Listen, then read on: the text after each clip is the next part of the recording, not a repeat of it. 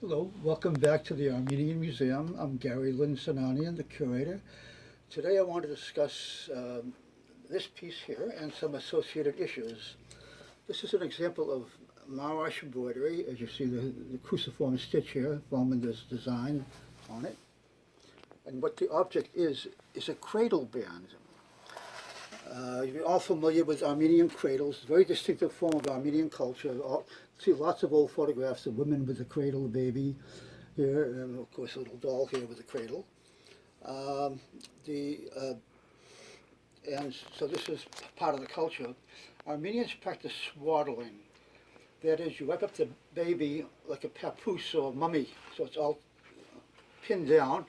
And you put it in the cradle. The cradle would have a little layer of sand in the bottom to help absorb the urine.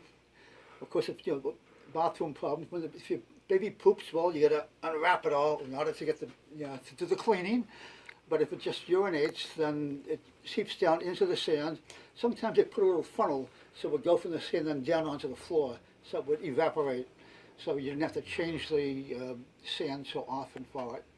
But this was, swaddling was very normal as far as a form of Armenian child rearing.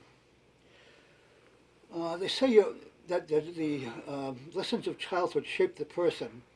Well, with Armenian swaddling, this was very literal.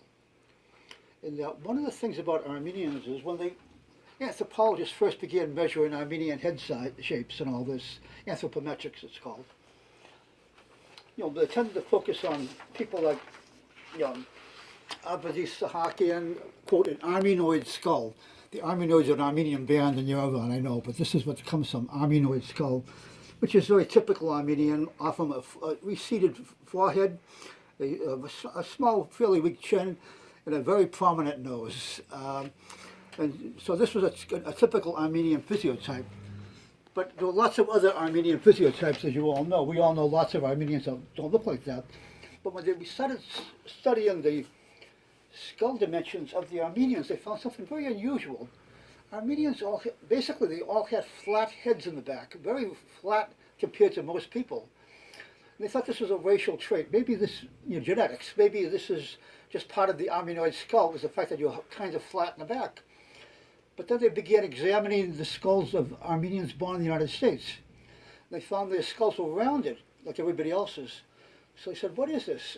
It can't be genetic if the children in America are rounded skulls. So it has to be something environmental. Now, what could cause that? Then they realized the cradles. Armenian cradles are hard. So you have a baby that's wrapped up like in a swaddling, like a papoose. It's laying down. It can't move its head. So it's laying down flat on the back of its head. And infant bones are very malleable. And so what it literally did is it flattened the back of the head of the people. And so Armenians, generally speaking, had a flatter head in back than most people. And when in America, they didn't use the old style cradles, so their skulls were more rounded, so a rounded cranium. So in that case, the swaddling had literally shaped the Armenian population. Another aspect of Armenian old population was they were often bow-legged, more than most people. Most people are slight between the knees. If you're a little too close, you're knock-kneed. A little too far apart, you're bow-legged. And bow-legged it can be genetic, but it's often environmental. So you have groups like cowboys, horse nomads, often are bow-legged because they spend so much time on horseback, it literally shapes the legs. Sailors used to be that way too, because they walk in a very wide stride of the old sailing ships going back and forth rocking. You got to use that to hold your balance. But Armenians are farmers. Why would they have bow legs?